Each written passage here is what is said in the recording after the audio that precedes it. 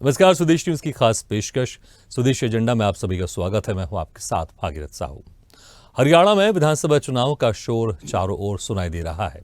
जैसे जैसे चुनाव की तारीख नजदीक आ रही है, वैसे वैसे चुनावी घमासान दिलचस्प होता जा रहा है। जहां कांग्रेस और आप के गठबंधन को लेकर संशय की स्थिति बरकरार है, तो वहीं इंतजार कांग्रेस के प्रत्याशियों का भी है। लेकिन जब काफी चिंतन मंथन के बाद भाजपा उम्मीदवारों की पहली सूची सामने आई, तो पार्टी में बगावत टिकट न मिलने वालों के सिर चढ़कर बोल रही है। पार्टी से इस्तीफों का सिलसिला भी शुरू हो गया है, जिसको लेकर कांग्रेस और अन्य दल भाजपा पर हमलावर हैं। तो वहीं कांग्रेस और आम आदमी पार्टी के गठबंधन के अटकलों पर भाजपा नेता भी दोनों ही दलों को निशाने पर ले रहे हैं। उधर बात यदि पिछले लोकसभा और विधानसभा चुनाव की करें, तो लोकसभा चुनावों में हरियाणा में कांग्रेस को 43% वोट मिले थे, जबकि बीजेपी ने 46% वोट हासिल किए थे। यानी दोनों प्रमुख दलों के बीच वोटों का अंतर काफी कम रहा था। लोकसभा चुनावों में बीजेपी को राज्य की 44 विधानसभा सीटों पर सबसे ज्यादा वोट मिले थे, जबकि कांग्रेस 42 विधानसभा में आगे रही थी। इस लिहाज से भी दोनों दलों के बीच अंतर काफी छोटा रहा था। तो ये राज्य में साल 2019 में हुए पिछले विधानसभा चुनावों में बीजेपी को 40 सीटें मिली थी और उसने 10 सीटें जीतने वाले दुष्यंत चौटाला की जन नायक जनता पार्टी के साथ गठबंधन कर सरकार बनाई थी। हालांकि इसी साल मार्च महीने में मनोहर लाल खट्टर के मुख्यमंत्री पद से इस्तीफा देने के बाद यह गठबंधन टूट गया था। बात कांग्रेस की करें तो राज्य के पिछले विधानसभा चुनावों में कांग्रेस को 31 सीटों पर ही जीत मिल पाई थी। लेकिन इस साल हुए लोकसभा चुनावों में कांग्रेस और बीजेपी दोनों ने राज्य की बराबर 5-5 सीटों पर जीत हासिल की है। ऐसे में इस बार विधानसभा चुनाव की स्थिति काफी दिलचस्प बनी हुई है, जिसको लेकर राजनीतिक दलों ने अपने अपने दांव भी हैं और दावे भी हैं। दाव और दावे किसी सियासत पर करेंगे चर्चा। हरियाणा का दंगल किसका होगा मंगल में, लेकिन पहले ये रिपोर्ट देख लेते हैं।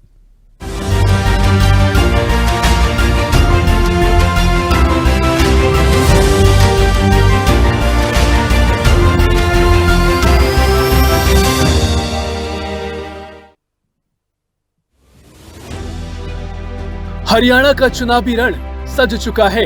हरियाणा का सियासी पारा हाई बना हुआ है।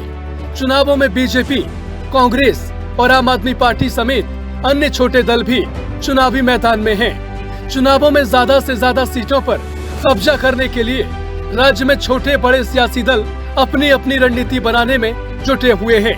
अब जहां बीजेपी ने उम्मीदवारों की अपनी पहली ही जंबो सूची में 67 उम्मीदवारों के नाम का ऐलान किया है, तो वहीं कांग्रेस भी करीब आधे नामों पर सहमति बनने का दावा कर रही है।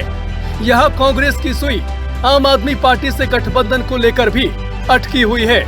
विधानसभा चुनाव को लेकर बात बीजेपी की करें तो बीजेपी ने पहली लिस्ट में जातीय समीकरण का खासा ख्याल रखा है। पहली सूची में सबसे ज्यादा ओबीसी कैटेगरी के उम्मीदवारों को टिकट दिए गए हैं। ओबीसी से 15, जाट और एससी कैटेगरी से 13 उम्मीदवार उतारे हैं। बीजेपी ने वैश्य समुदाय के 5 प्रत्याशियों को टिकट दिया है, जबकि 9 ब्राह्मण उम्मीदवार भी मैदान में उतारे हैं। बीजेपी ने 17 विधायकों और 8 मंत्रियों पर फिर से भरोसा किया है, तो वहीं बीजेपी ने 8 महिलाओं को भी प्रत्याशी बनाया है।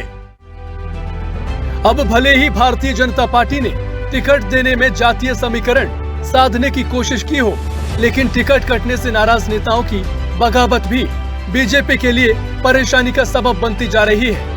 कोई पार्टी के कर्ता धर्ताओं को चेता रहा है, तो किसी ने बगावत का झंडा बुलंद कर दिया है। हालांकि अपनों की नाराजगी को लेकर बीजेपी अभी वेट एंड वॉच की पॉलिसी पर चल रही है, लेकिन दावा विकास और जीत का ही है, तो तंज कांग्रेस पर। बहुत अच्छी आई मोबाइल पीछे मैंने देखा है और हमारी सरकार की बहुत जल्दी हो जाएंगे। प्रोसेस शुरू 67 नाम आज घोषित कर दिए गए और बहुत अच्छे नाम घोषित किए हैं। कांग्रेस की अपनी कमजोरी वो इसी बात में से ध्यान में आती है कि कल तक तो न तो आम आदमी पार्टी इस बात के लिए तैयार थी कि हम कांग्रेस का गठबंधन करेंगे, न कांग्रेस इस बात के लिए तैयार थी कि हम किसी से गठबंधन करेंगे। जो लोग कहते थे कि हम सब अपनी सीटें अपने दम पर लड़ेंगे, उनका दम देखने को मिल गया है कि अब एक नहीं दो पार्टियों के साथ वो गठबंधन कर रहे हैं। अब उनका गठबंधन का सारा चरित्र सामने आएगा, उसके अंदर कौन सी सीटें ये छोड़ेंगे, कौन सी वो छोड़ेंगे, और उनके घर के अंदर जो एक एक सीट के ऊपर जैसे उन्होंने 80-80, 60-60, 65 फॉर्म भरवा करके इतने कैंडिडेट जो तय किए हुए हैं, उस संकट में से वो निकल पाएंगे कि नहीं निकल पाएंगे, मैं इसमें कुछ कह नहीं सकता। लेकिन निश्चित रूप से वहाँ एक भगदड़ जो मचने वाली है, उस भगदड़ मचने के कारण से उनकी जो जीत है वो कहीं सुनिश्चित नहीं है। सब लोग एक दूसरे लड़ाई लड़ेंगे। उधर हरियाणा विधानसभा चुनाव के लिए उम्मीदवारों की लिस्ट को लेकर कांग्रेस में मंथन का दौर जारी है। बताया जा रहा है कि 90 में से 45 सीटों पर चर्चा हो चुकी है और 34 नाम तय भी कर लिए गए हैं। हालांकि आपके साथ गठबंधन में अभी पेच फंसा हुआ है। दरअसल गठबंधन में आम आदमी पार्टी को कांग्रेस 7 सीट देने को तैयार है, लेकिन आम आदमी पार्टी ने 10 सीटों की डिमांड रखी है। अब सभी की नजर कांग्रेस और आम आदमी पार्टी के संभावित गठबंधन पर है। इस गठबंधन को लेकर दोनों पार्टियां लगातार बैठकें कर रही हैं। कई राउंड की मीटिंग हो चुकी है। यदि कोई बड़ा उलटफेर नहीं हुआ तो कांग्रेस का आम आदमी पार्टी के साथ गठबंधन होना लगभग तय माना जा रहा है। साथ ही सपा और माकपा भी कांग्रेस के साथ मिलकर राज्य में चुनाव लड़ेगी। कांग्रेस ने इन दलों को एक एक सीट देने के संकेत भी दिए हैं। देखिए, बीजेपी को हराने के लिए जो भी जरूरी होगा उसको करेंगे। उस पर फाइनल निर्णय होगा कि क्या करना है, लेकिन बीजेपी को हराना बहुत ज़रूरी है कि शिक्षा का स्तर और नौकरी दोनों पे बहुत काम करने की ज़रूरत है। और हरियाणा में इतना पोटेंशियल है, युवाओं में इतनी एनर्जी है, लेकिन उनको सही शिक्षा मिले और सही नौकरियां मिले तो हरियाणा को ऊपर उठने से कोई नहीं रोक सकता। कांग्रेस की पूरी कोशिश ये भी है कि हरियाणा में किसानों के साथ ही खिलाड़ियों की नाराजगी को भी भारतीय जनता पार्टी के खिलाफ भुनाया जा सके। ऐसे में पहलवान विनेश फोगाट और बजरंग पूनिया के विधानसभा चुनाव लड़ने की अटकलें भी तेज हो गई हैं। नई दिल्ली में बुधवार को दोनों पहलवानों ने नेता प्रतिपक्ष और सांसद राहुल गांधी से मुलाकात की थी, लेकिन जननायक जनता पार्टी के सुप्रीमो दुष्यंत चौटाला सीएम नायब सिंह को कटी पतंग तो बीजेपी को हवा का बुलबुला बता रहे हैं। कह रहे हैं कि कांग्रेस का भी बुरा हाल होगा। और मैं तो अभी कह के हटा, उचाना जीतेगा तो हरियाणा जीतेगी, और उचाना मजबूती के साथ इस जिम्मेवारी को पूरे प्रदेश में लेकर जाएगा कि जननायक जनता पार्टी और आजाद समाज पार्टी मिलकर प्रदेश को युवा नेतृत्व भी देगी और बदलाव की और युवाओं की प्रदेश में सरकार बनाने का काम करेगी। तो मैं ये मानता हूं, जिस प्रकार से मैं बात कहता था कि मुख्यमंत्री सैनी तो कटी पतंग की तरह है, कल ये तो साबित हो गया कि बीजेपी की सूची के अंदर जो बारी बारी गला फाड़ के कहते थे मैं करनाल लड़ूंगा, वो पतंग जाके लाडवा गिरी है और लाडवा की जनता भी उसका वोट की चोट मारकर जवाब भी देगी। और मुझे लगता है आने वाले दिनों में देख लेना, सैनी साहब हरियाणा छोड़ो, कुरुक्षेत्र जिला छोड़ो के लिए लाडवा कॉन्स्टिट्यूएंसी में ही दिन रात एक कर रहे हो। हरियाणा विधानसभा चुनाव में दलित वोट के लिए लड़ाई तेज हो गई है। बहुजन समाज पार्टी और आजाद समाज पार्टी के चुनावी मैदान में उतरने से मुकाबला और भी रोचक हो गया है, क्योंकि हरियाणा की कुल जनसंख्या में अनुसूचित जाति की हिस्सेदारी 20.02% है और विधानसभा में इस समुदाय के लिए 17 सीटें आरक्षित हैं, जो बीजेपी और कांग्रेस के सियासी समीकरणों को प्रभावित कर सकती है। अब विधानसभा चुनाव के मद्देनजर हरियाणा में सियासी अखाड़ा सजा हुआ है। जैसे जैसे वोटिंग की तारीख नजदीक आ रही है, वैसे वैसे चुनावी घमासान तेज होता जा रहा है। स्पेशल रिपोर्ट, स्वदेश न्यूज। समीकरण भी हम आपको दिखा रहे हरियाणा के, जहां पर जाट सिख 4% है, मेव और मुस्लिम 3.8%, राजपूत 3.4%, गुर्जर 3.35%, बिश्नोई 0.7%, अन्य 15.91%, तो जाट 22.2%, अनुसूचित जाति 21%, पंजाबी 8%, ब्राह्मण 7.5%, अहीर 5.14%, वैश्य 5%। तो हरियाणा का दंगल किसका होगा मंगल में, चली चर्चा शुरू करते हैं। जो मेहमान हमारे साथ मौजूद है मैं उनका आप लोगों से तारुफ कराता हूं। हमारे साथ हैं रामवीर चौहान जी, बीजेपी जिला अध्यक्ष किसान मोर्चा से, कांग्रेस नेता हरियाणा से अतुल महाजन जी, आप प्रवक्ता हरियाणा से सुखजीत पाल सिंह जी, नेता जेजेपी हरियाणा से हरकेश सुल्लर जी, वरिष्ठ पत्रकार हरियाणा से नरेश उपल जी और स्वदेश न्यूज के मैनेजिंग एडिटर आरपी श्रीवास्तव हमारे साथ स्टूडियो मौजूद हैं। आप सभी मेहमानों को बहुत बहुत स्वागत है हमारे इस खास चर्चा में। सबसे पहले रामवीर चौहान जी, देखिए जिस तरह से एक साथ आप लोग ने एक जंबो लिस्ट जारी कर दी है, 67 यहां पर उम्मीदवारों की आप लोग ने लिस्ट जारी कर दी है, लेकिन जैसे लिस्ट आपने जारी की है यहां पर गुस्सा भी देखने को मिला है, कई लोग धमकियां भी दे रहे हैं जो आप लोग के नेता रह चुके हैं कि हम बीजेपी को सबक सिखा देंगे, और बहुत सारी बगावत भी यहां पर देखने को मिल रही है। इन सब के बीच में कैसे आप इस बगावत को यहां पर मैनेज करने की कोशिश करेंगे? और दूसरी तरफ जब लोकसभा चुनाव में 5 सीटें आपने जीती, 5 सीटें कांग्रेस ने जीती, जो कांटे का मुकाबला देखने को मिला, तो कैसे इस बार आप लोग दावा कर रहे हैं कि फिर से इस बार तीसरी बार आप लोग की सरकार बन रही है?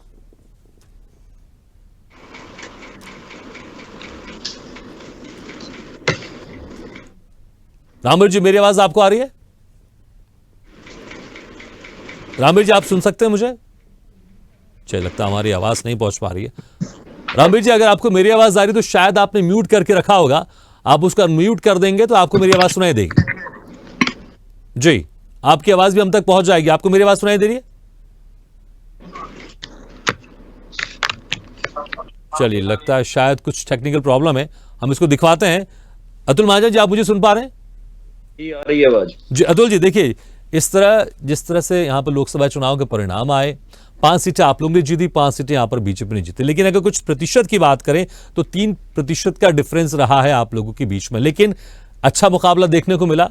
इस बार जिस तरह से 67 उम्मीदवारों की बीजेपी लिस्ट जारी कर चुकी है, जंबो लिस्ट है ये, अभी तक आप लोग की कोई लिस्ट सामने नहीं आ रही, हालांकि आप लोग भी दावा कर रहे हैं कि आप लोग आधी जो सीटें हैं उसके उम्मीदवार आप लोग के फाइनल हो चुके हैं, लेकिन इस जो उम्मीदवार जो ऐलान किया है बीजेपी ने, इसमें जाति का समीकरण बहुत बेहतर बिठाया, ऐसा अभी दिखाई दे रहा है। देखिए, पहले तो सभी आपके दर्शकों को नमस्कार और आपका धन्यवाद। बीजेपी ने अपनी जो लिस्ट कल रात घोषित करी है, उससे साफ पता लग रहा है कि बीजेपी के जो पार्टी और उनके लीडर्स में एक भगदड़ सी मच गई है पार्टी को छोड़ने की। हमारी लिस्ट 7 तारीख को या कल आने के चांसेस हैं और पार्टी उस पर डिस्कस कर रही है। बड़ी सोच समझ के पार्टी अच्छे लीडर्स को अपनी अपनी विधानसभाओं से उतारने की कोशिश में है और सभी लीडर्स की राय ली जा रही है, सबसे बातचीत करी जा रही है, उसके बाद ही कांग्रेस पार्टी द्वारा ये लिस्ट निकाली जाएगी। और आप देखेंगे कि जो हरियाणा का विधानसभा चुनाव होने जा रहा है उसमें बीजेपी का बिल्कुल सुपड़ा साफ होगा और 70+ सीटें कांग्रेस जीत रही है। ठीक है, आप दावा कर रहे हैं, अपने अपने दावे सबके यहां पर। सुखजीत पाल सिंह जी, आप लोग की तरफ से क्या दावा, हालांकि अभी गठबंधन को लेकर यहां पर पेश फंसा हुआ है। सुखजीत जी, आपको मेरी आवाज सुनाई दे रही है? यहाँ पे भी नहीं आ रहा मैं। सुखजीत जी, आप मेरी आवाज सुन पा रहे हैं? चलिए, लगता हमारी आवाज उन तक नहीं पहुंच पा। हरकेश जी, आप मुझे सुन पा रहे हैं? वो खुद लगाएंगे। हरकेश जी, आप मुझे सुन सकते हैं क्या? चलिए, लगता है उनकी भी आवाज हम तक नहीं पहुंच पा। नरेश जी, आपको शायद मेरी आवाज सुनाई दे रही होगी, आप सुन पा रहे हैं मुझे? नरेश जी जी सुन पा रहा हूँ जी। नरेश जी, देखिए जिस तरह से बीजेपी ने अपनी पहली जंबो लिस्ट यहां पर जारी कर दी है, सिर्फ मुश्किल से 23 और उम्मीदवारों की यहां पर लिस्ट सामने आनी बाकी है और शायद वो दूसरी लिस्ट में सबके नाम फाइनल हो जाएंगे, लेकिन एक साथ इतनी यहां पर जंबो लिस्ट जो सामने आई है, किस तरह से आप इस लिस्ट को देखते हैं जिस तरह से यहां पर जातिगत समीकरण बिठाने की कोशिश की गई है? नहीं, बहुत अच्छा है, इन्होंने बहुत सोच समझ के लिस्ट जारी की है और अपने काफी हद तक पुराने एमएलए को और मंत्रियों को जगह दी है इन्होंने। कुछ छुटपुट बगावत की घटनाएं भी सामने आ रही हैं, लेकिन बगावत तो जैसे ही दूसरी पार्टी कांग्रेस भी या और पार्टियां भी जारी करेंगी लिस्ट, तो बगावत तो उनमें भी होगी। उसके बाद ही सही महीने में जो है बिसात बिछती है शतरंज की, और उसके बाद सही निर्णय हो पाएंगे कि कौन किसकी हवा और किसकी ताकत नजर आएगी आपको चुनाव में। तो ये अभी थोड़ा से 1-2 दिन में सारा कुछ क्लियर हो जाएगा। फिलहाल बीजेपी ने पहले चाल चल दी है कांग्रेस से, तो वो अपने आप में सशक्त महसूस कर रहे हैं तो ठीक है, अभी पता लग जाएगा, जल्दी पता लग जाएगा, कोई ऐसी बात नहीं है। ठीक है, अभी कांग्रेस की लिस्ट आने दो, फिर उसके बाद क्लियर होंगी सारी चीजें। कांग्रेस की तो लिस्ट उसमें कितनी बगावत देरी होती में है। आने का कारण क्या यही है कि अभी पेंच फंसा हुआ है कि आप पार्टी के साथ गठबंधन करना है कि नहीं करना है? वो आप पार्टी के साथ गठबंधन, तो हालात पूरे हैं, गठबंधन तो होएगा ही होएगा, क्योंकि बिना उसके आपको भी ये महसूस हो रहा है कि बिना कांग्रेस के हमारा कोई ज्यादा लंबा चौड़ा वजूद नहीं होएगा। और कांग्रेस को भी ये किसी भी हालत में सत्ता लेने के लिए किसी ना किसी पार्टी से गठबंधन करना पड़ेगा, और आपका गठबंधन जो किया हुआ था वो उनका बड़ा कामयाब रहा है, इसलिए वो आपसे ही गठबंधन करना चाहते हैं। बाकी कोई पार्टी बची भी नहीं है, अगर आप महसूस करें तो। ठीक है श्रीवास्तव सर, जिस तरह से गठबंधन की बात हो रही है कि गठबंधन तो शायद फाइनल है, लेकिन सीटों को लेकर यहाँ पर थोड़ा पेश फंसा हुआ, लेकिन जिस तरह से यहाँ पर बीजेपी की यहाँ पर 67 उम्मीदवारों की लिस्ट सामने आ गई श्रीवास्तव सर, तो अब इस लिस्ट को आप किस तरह से देखते हैं? क्योंकि हरियाणा में 90 सीटें, ज्यादा सीटें नहीं है, 40 सीटें चाहिए बहुमत के लिए। छोटा राज्य है और छोटे राज्य में हम देखते हैं उठापटक बहुत होती है, और जिस तरह से लोकसभा में इस बार कांग्रेस ने बेहतर प्रदर्शन किया है, इसको देखकर आपको क्या लगता है कि बीजेपी ने जो लिस्ट पहले जारी कर दी यहाँ पर जो समीकरण बिठाया गया है, बीजेपी क्या चाहती है कि और ज्यादा समय मिले लोगों को? क्योंकि कहीं ना कहीं कुछ डर तो है शायद बीजेपी में लोकसभा रिजल्ट के बाद। नहीं देखिए भागीरथ जी, इसके पहले भी सीट जारी किया था बीजेपी ने, फिर वापस ले लिया था। अब हमको लगता है कि इनका केंद्रीय नेतृत्व ने पूरी सीटों को जो जारी किया है तो वो सोच समझ के जारी किया होगा। हमारे साथी पत्रकार भी बोल रहे थे कि बीजेपी ने बड़े तरीके से और इन सीटों को जारी किया, लेकिन समस्या एक और खड़ी हुई है। ये जो टिकट जो अभी जो जारी हुई है, लिस्ट जारी हुई, इसके बाद वहाँ पर जरूर थोड़ी बहुत भगदड़ की स्थिति बनी है। और ये देखिए अक्सर होता है चुनाव में कि जिनको टिकट नहीं मिलता वो नाराज़ होते हैं, फिर बाद में पार्टियां मनाती भी हैं। तो शायद हरियाणा में हो सकता है कि बीजेपी जो है डैमेज कंट्रोल करने की कोशिश करे, यहाँ पर स्थानीय स्तर पर 2-1 मंत्रियों के भी टिकट कटे हैं। तो इन सारी चीज़ों को अगर देखा जाए तो अभी तो फिलहाल बीजेपी की तरफ से लोग जो है काफ़ी भगदड़ उसमें है, और लोगों की बगावत जैसे बगावत के सुर हैं। लेकिन जहाँ तक कांग्रेस का सवाल है, अभी कांग्रेस ने कोई सूची जारी नहीं की। वहाँ भी बहुत सारे लोग जो है टिकट नहीं मिलने से नाराज़ होंगे, और जब तक टिकट वितरण नहीं हो जाता तब तक ये कह पाना मुश्किल है कि कौन किस पार्टी की तरफ या किस में ज़्यादा जो है बगावत है। एक दूसरी सबसे बड़ी बात आप देखिए, 2014 में चुनाव हुआ, उसके बाद जो है आपने देखा होगा कि भाजपा ने एक पूरे बहुमत के साथ सरकार बनाई, लेकिन उसके बाद 2019 के चुनाव में आपने देखा होगा कि यहाँ पर भारतीय जनता पार्टी को पूरा बहुमत नहीं मिला और बीजेपी के साथ मिलकर सरकार बनाई।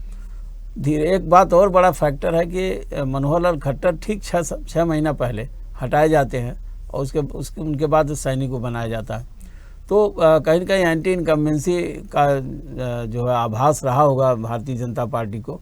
और आपने देखा होगा पिछले लोकसभा चुनाव में भारतीय जनता पार्टी मतलब 50-50 पर आ गई, मतलब कांग्रेस को 5 और भाजपा को 5 सीटें मिली। तो कहने का मतलब यह है कि भाजपा और कांग्रेस लगभग जो है, अगर लोकसभा चुनाव का ट्रेंड आप देखिए तो एक सबसे बड़ी एक बात जो समझ में आती है भागीरथ जी, वो ये है कि लगता मुकाबला बहुत कांटे का अभी तक का ये जो है पूरा। लेकिन बहुत सारे कुछ सर्वे, कुछ पोल्स, तमाम वहाँ के जो इनपुट्स आते रहते हैं, हम लोगों को भी लोग बताते रहते हैं कि कांग्रेस थोड़ी ज़्यादा बेहतर स्थिति में लगती है। अब कितना लगती है, उनका आम आदमी पार्टी से गठबंधन हो पाता है या नहीं हो पाता, सीटों को लेके उनका क्या समीकरण होगा, ये भी देखना होगा। लेकिन एक चीज़ मैं यहाँ बताना चाहूँगा कि राहुल गांधी खुद चाहते हैं कि यहाँ पर गठबंधन न टूटे, इंडिया ब्लॉक। उसका एक कारण भी है, वो नेता प्रतिपक्ष है और वो नहीं चाहेंगे कि किसी तरह से गठबंधन में एक तरह से यहाँ पर अलग अलग हो। तो आम आदमी पार्टी की संभावना बनती है, अब कितना बनती है तो वहाँ के स्थानीय नेताओं पर निर्भर करता है।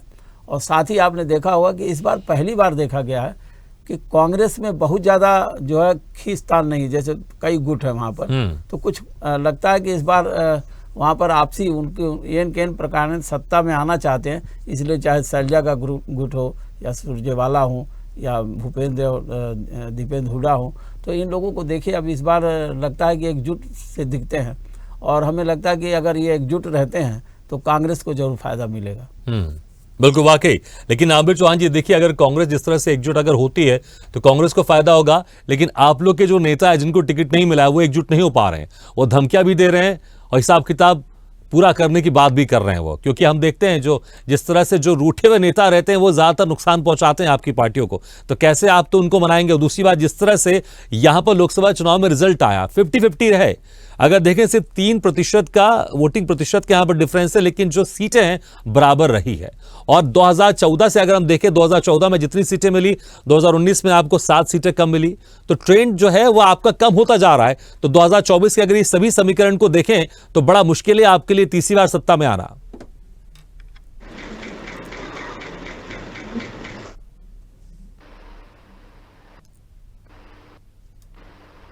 रामवीर जी, मेरी आवाज आ रही है आपको?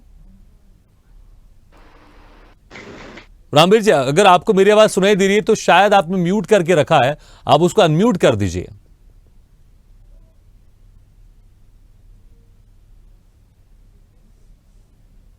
रामवीर जी, लगता है शायद कुछ टेक्निकल प्रॉब्लम है, शायद आपको मेरी आवाज नहीं पहुंच पा रही है, और आपकी आवाज तो हमारे पास आ ही नहीं रही है, हम दोबारा आपके पास आएंगे।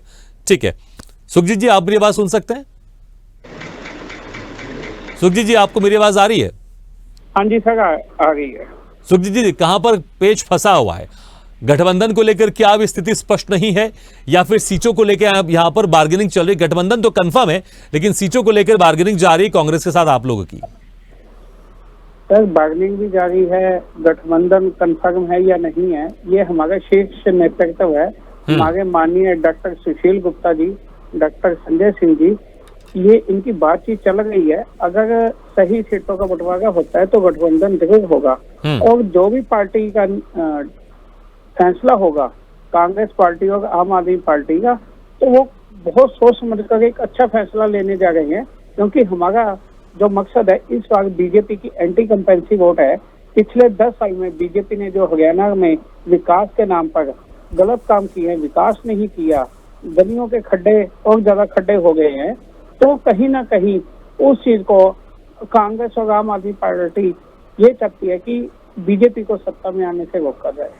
और हम आम आदमी पार्टी, देखो कांग्रेस ने एक स्पष्ट किया है, जो उन्होंने आम आदमी पार्टी के साथ गठबंधन की शुरुआत की है, कि आम आदमी पार्टी भी मजबूत पार्टी है।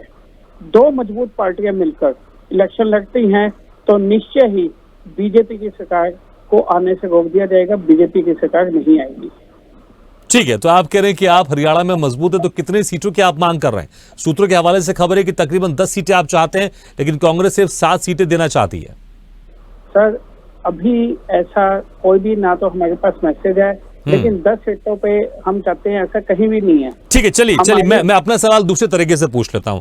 आप हरियाणा से आप बिलोंग करते हैं, आपको क्या लगता है कितनी सीटों पर आप पार्टी वहां पर मजबूत है?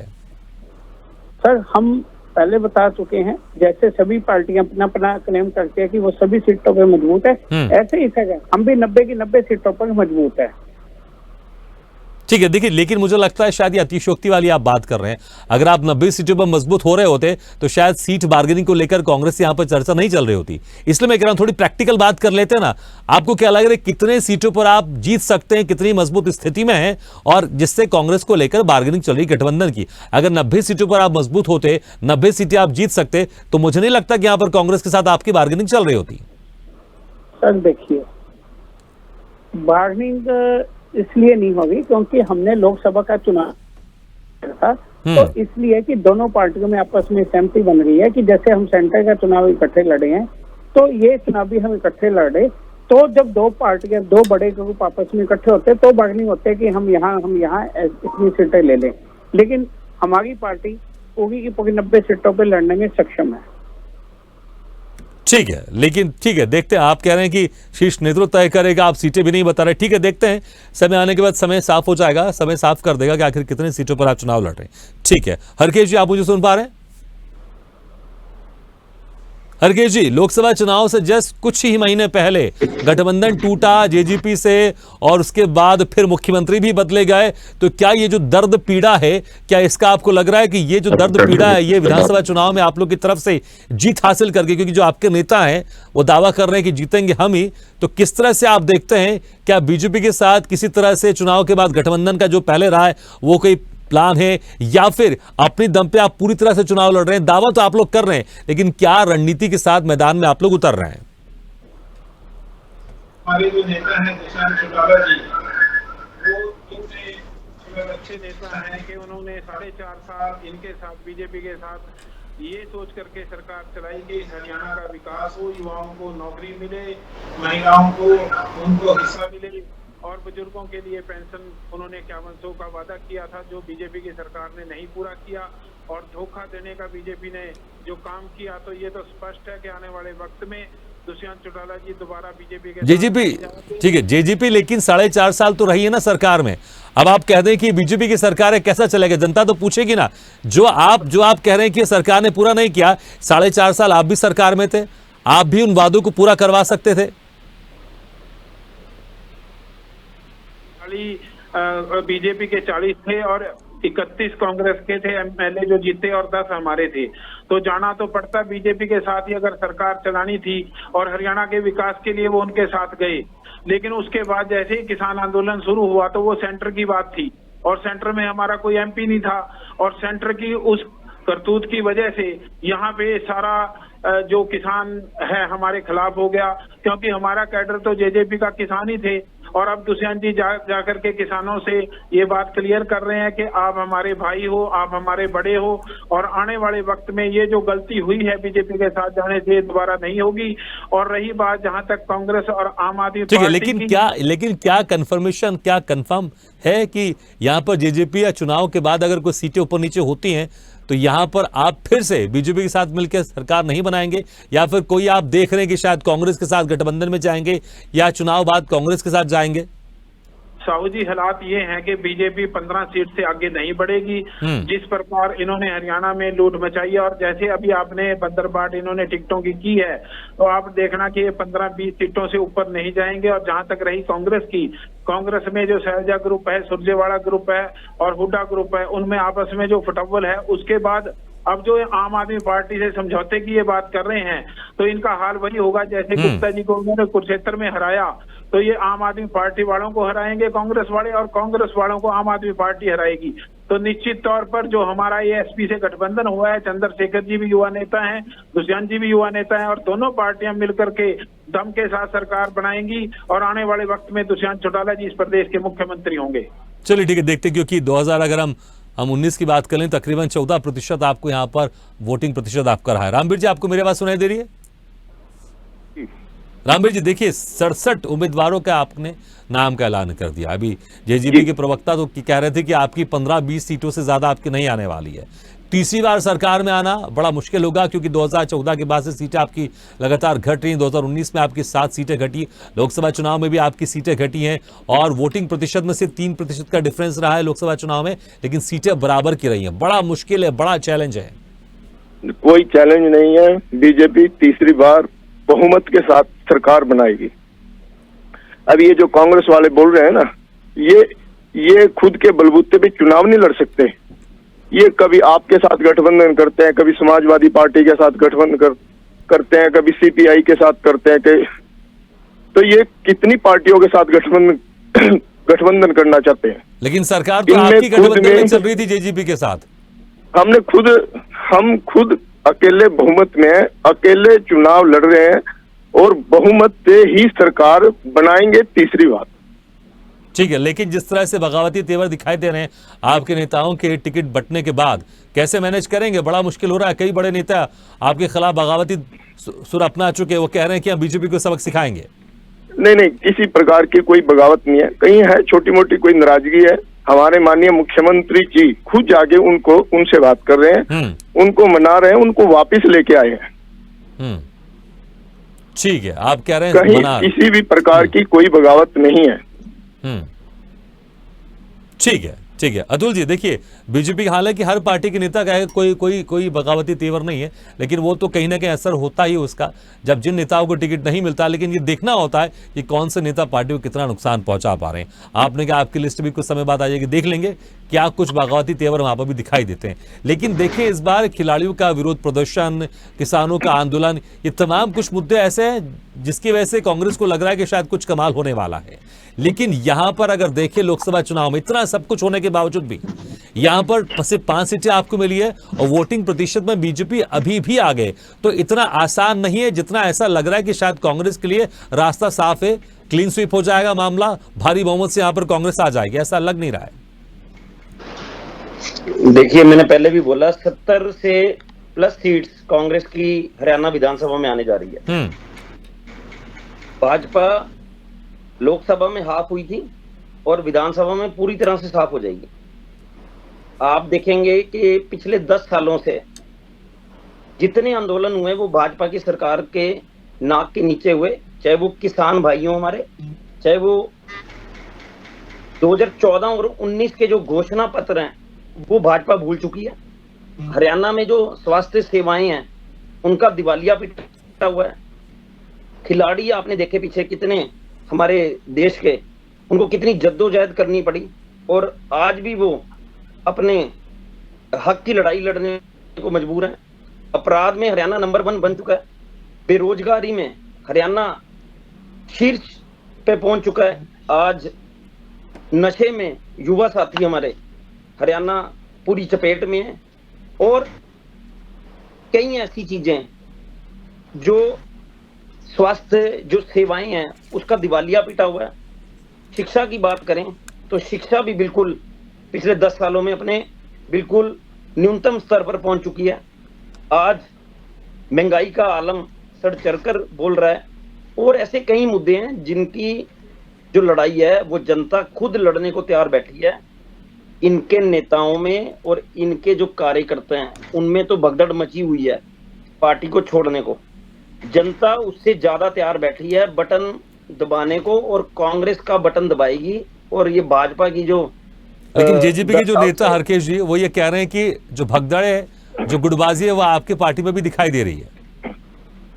आप देखेंगे कि जो कांग्रेस की जो पार्टी लिस्ट जारी करेगी उसके बाद आप देखेंगे, मैं समझता हूं कि बड़े सोच समझकर पार्टी हर जगह से अपने कैंडिडेट को उतारेगी और शायद इसी कारण से जो शीर्ष नेतृत्व है हमारा दिल्ली में बैठे हुए वो बड़ी सूझबूझ से हर जो कैंडिडेट हैं, जो हर हमारा सीनियर लीडर है, उनकी राय लेकर लिस्ट तैयार की जा रही है। और अगर कुछ ऐसा होगा कि जहां भी कुछ क्लैश होगा तो आपस में बातचीत कर उसको मिटाया जाएगा। और कोई ऐसी बात नहीं है जैसे आज बीजेपी में देखा आपने, जितने लोगों ने पार्टी छोड़ी और एक भगदड़ सी मच गई पार्टी में। मैं सोचता हूं कि भी ऐसा कांग्रेस के साथ नहीं होने वाला। ठीक है, चलिए देखेंगे जब आपकी लिस्ट सामने आएगी। ठीक है नरेश जी, तमाम मुद्दे तो हैं, उन मुद्दों पर भी हम चर्चा करेंगे, लेकिन खास तौर से किसान आंदोलन और खिलाड़ियों का विरोध और जिस तरह से ये भी बात सामने आ रही कि विनेश फोगाट और बजरंग पुनिया को कांग्रेस टिकट देना चाहती है। अब देखना होगा वो टिकट एक्सेप्ट करते हैं कि नहीं करते हैं। इन चीजों का असर कितना हो रहा है, क्योंकि ये अभी वर्तमान की चीजें हैं। जिस तरह से हमने देखा अभी ओलंपिक से यहाँ पर चाहे विनेश फोगाट हो या बजरंग पुनिया जिस तरह से मिलने गए राहुल गांधी से और तमाम उनका सम्मान भी हुआ, खाप पंचायत की तरफ से भी गोल्ड मेडल दिया गया विनेश फोगाट को। किसान आंदोलन और खिलाड़ियों का विरोध प्रदर्शन, किस तरह से इसका असर, क्या कुछ असर होता हुआ इसका दिखाई दे रहा है विधानसभा चुनाव में? देखो, कुल मिला के सही बात तो यह है कि कांग्रेस का प्रभाव कम और बीजेपी की एंटी इनकम्बेंसी वोट का प्रभाव बहुत ज्यादा है। बीजेपी के खिलाफत बहुत ज्यादा है और उसके कारण ये मुद्दा नहीं है। ये मुद्दे तो बाद में पैदा हुए क्योंकि बीजेपी के खिलाफ एक एंटी इनकम्बेंसी शुरू हो चुकी थी और शुरू होने का सबसे बड़ा कारण था प्रॉपर्टी आईडी। बीजेपी का मेजर वोट बैंक जो है शहरी लोग होते हैं और शहरी लोग प्रॉपर्टी आईडी की वजह से बहुत ज्यादा परेशान हुए। इसलिए जो हवा बनी, अब कांग्रेस जो है उसको ही कैश कराने की कोशिश कर रही है और ये मुद्दे उसमें ऐड होते जा रहे हैं, विनेश फोगाट का और ये सारे के सारे किसान आंदोलन। अदरवाइज बीजेपी का कभी वोट बैंक रहा ही नहीं है। किसान कोई बहुत ज्यादा वोट नहीं देते थे बीजेपी को। बीजेपी को लोग शहरी वोट देते थे।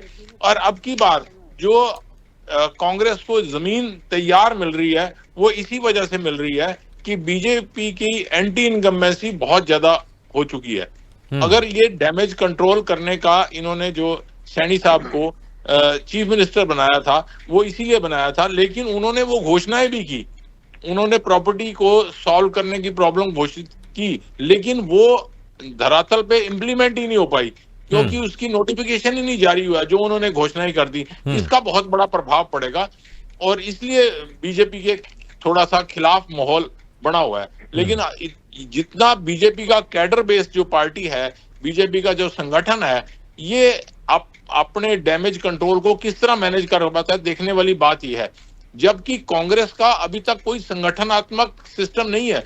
वो सिर्फ और सिर्फ बीजेपी की एंटी इनकम्बेंसी वोटर्स पे ही डिपेंड कर रही है।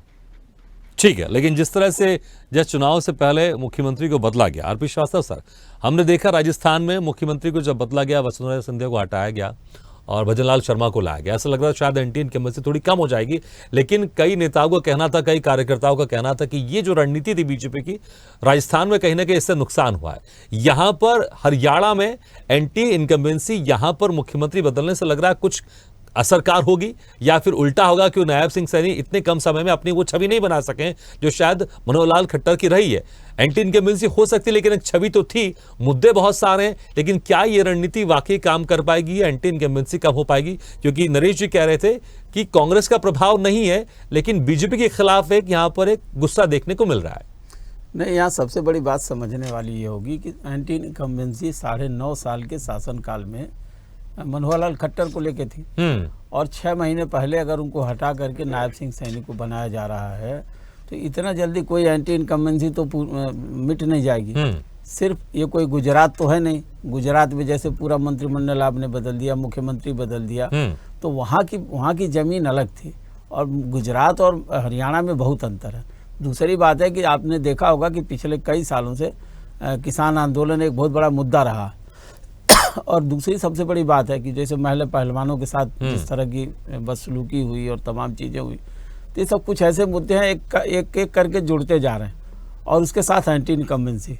तो हमें लगता है कि हरियाणा में जो परिस्थितियां हैं, जो राजनीतिक परिस्थितियां कुछ बदलती सी नज़र आ रही हैं। दूसरी सबसे बड़ी बात है कि मुद्दे तो अब बहुत सारे मुद्दे हैं, जिसको महंगाई, बेरोजगारी, ये तो मुख्य मुद्दे थे। अब जातिगत जनगणना भी एक बहुत बड़ा मुद्दा है। ये सारे मुद्दे भी उसके साथ जुड़ेंगे। ऐसा नहीं है कि बस खाली एंटी इनकम्बेंसी है, बहुत सारी चीज़ें हैं।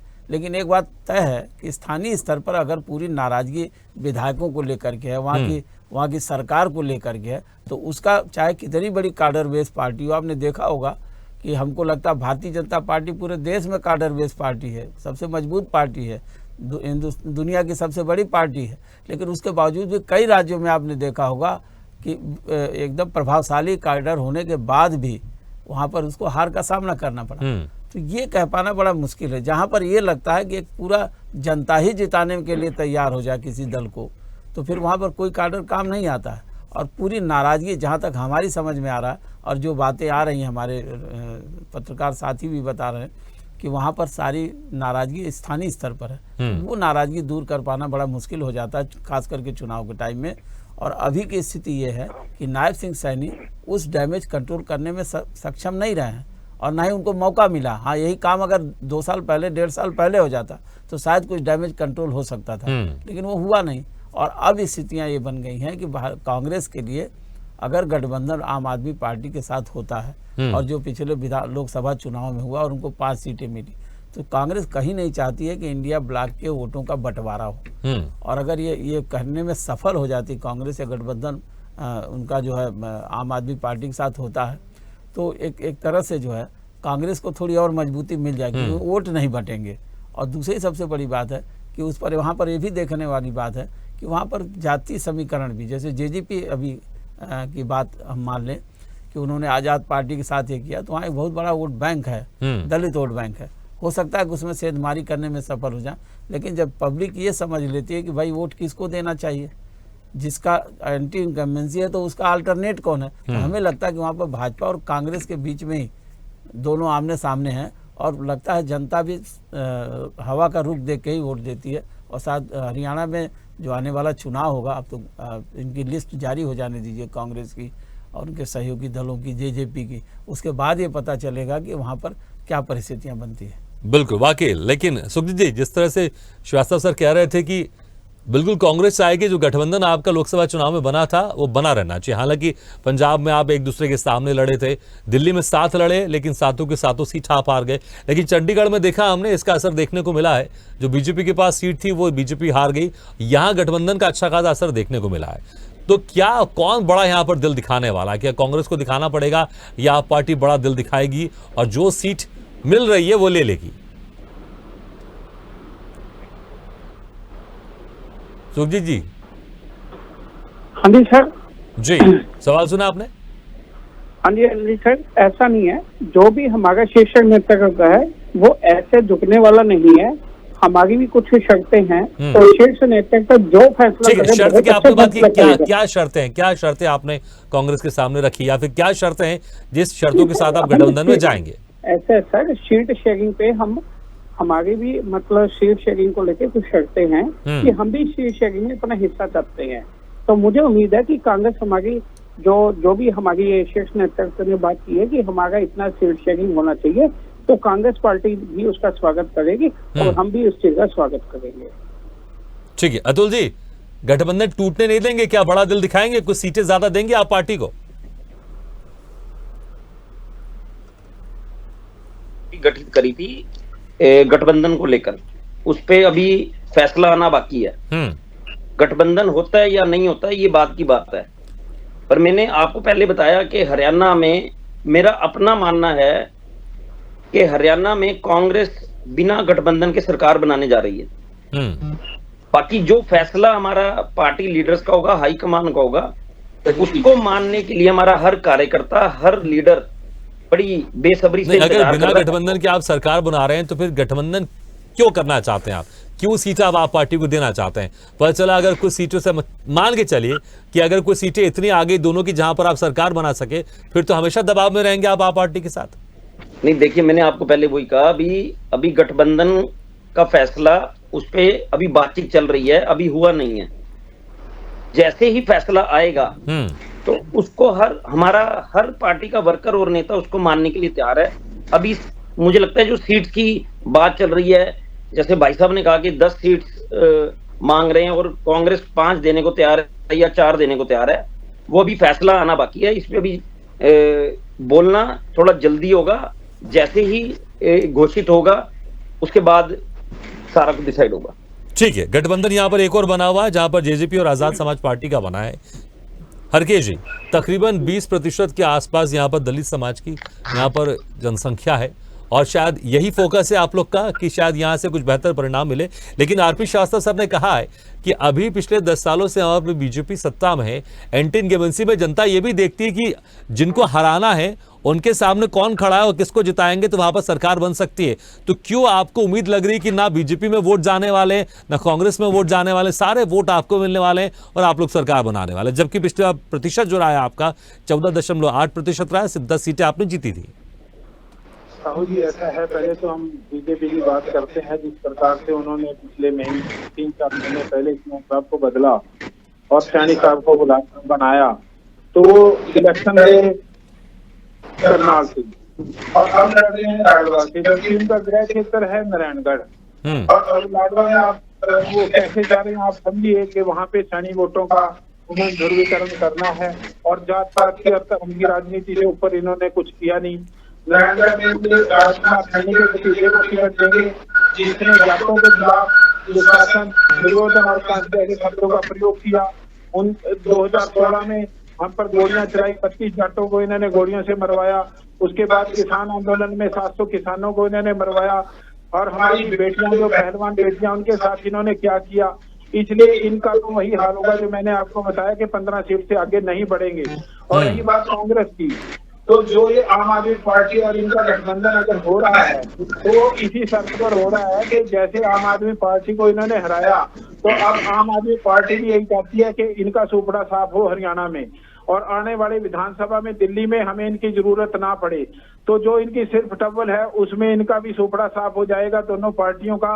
और आने वाले वक्त में दुष्यंत जी और चंद्रशेखर जी, जो हमारा ये गठबंधन हुआ है, दलित और हमारा जो किसान कमेरा का जो चौधरी देवीलाल जी की नीति थी, उस पर चलते हुए दोनों युवा नेताओं ने ये फैसला किया और आप देखना कि चुकाने वाले नतीजे होंगे और जननायक जनता पार्टी और एसपी की सरकार बनेगी।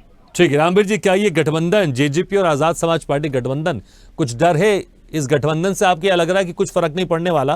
क्योंकि जस्ट चुनाव से पहले, लोकसभा चुनाव से पहले 6 महीने पहले आपने गठबंधन तोड़ा, सरकार में 4.5 साल तक चले और फिर गठबंधन तोड़कर आप अकेले आ गए, लोकसभा चुनाव में अकेले लड़े, लेकिन 5 सीटों का नुकसान यहाँ पर आपको हो गया, 5 सीटें कांग्रेस को चलेगी। तो ये गठबंधन कहीं नुकसान ना पहुंचा दे आपको? किसी प्रकार का कोई नुकसान नहीं पहुंचा सकता। ना हमें इनका कोई डर है कि भाई ये हमें नुकसान पहुंचाएंगे। और अभी जो कांग्रेस की आप बात कर रहे हैं, कौन सी कांग्रेस की बात कर रहे हैं? हुड्डा की कांग्रेस की बात कर रहे हैं, शैलजा जी की कांग्रेस की बात कर रहे हैं, सुरजेवाला की कांग्रेस की बात कर रहे हैं? कौन सी कांग्रेस के साथ गठबंधन हो रहा है? कौन सी कांग्रेस फाइट कर रही है? अतुल जी जवाब दे सकते हैं आप? कांग्रेस एक ही है। कांग्रेस राहुल गांधी की कांग्रेस है और लीडर्स की कांग्रेस है और वर्कर की कांग्रेस है।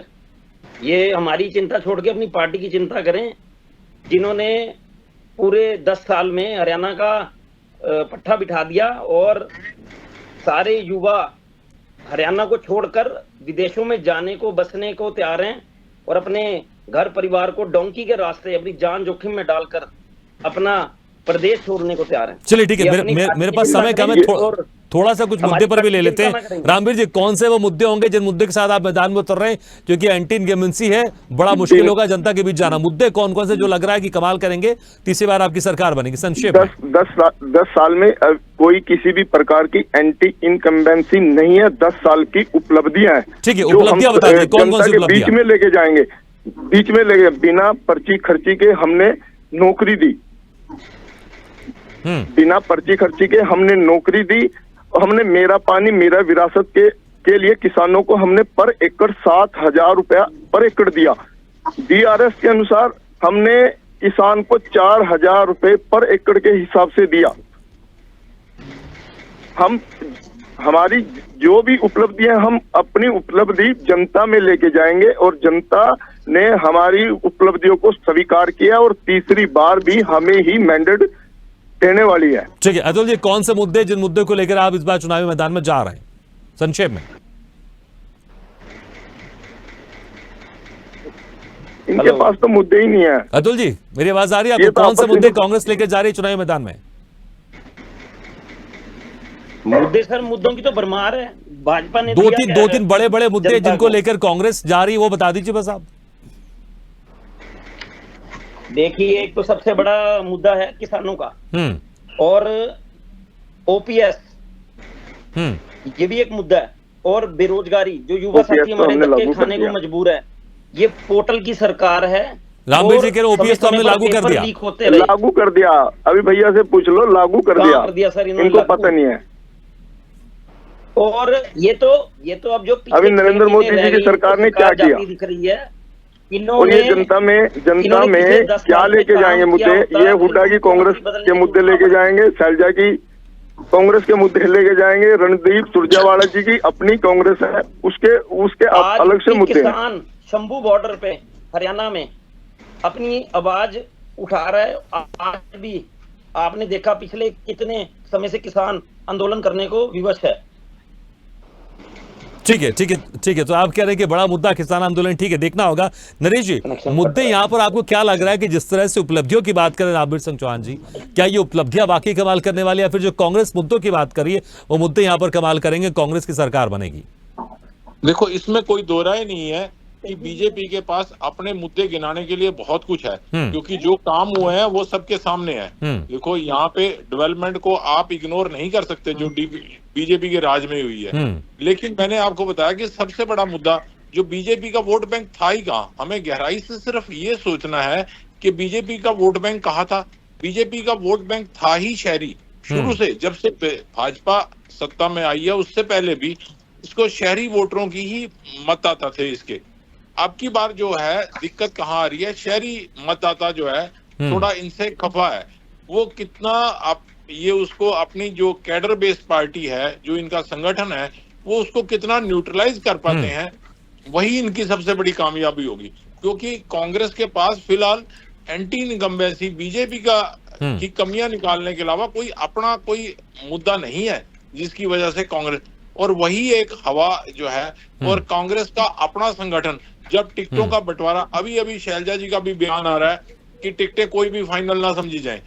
यानी कि अंदर खाते ठीक है वहां तो पे भी बिल्कुल विद्रोह होने जिस का तरह से chances है बीजेपी के पूरे। नेता कह रहे हैं, आप भी कह रहे हैं कि देखना होगा इसका असर कितना होगा। ठीक है, लेकिन अर्पित श्रीवास्तव सर, क्या केंद्रीय नेतृत्व इस विधानसभा के चुनाव में कमाल कर पा रहा दोनों पार्टियों का, प्रमुख पार्टियों का, कांग्रेस का जो केंद्रीय नेतृत्व जिसमें राहुल गांधी है और बीजेपी का केंद्रीय नेतृत्व जिसमें नरेंद्र मोदी है, इन दोनों का असर क्या देख पा रहे हैं आप? किस पार्टी को ज्यादा फायदा होता हुआ दिखाई दे रहा है?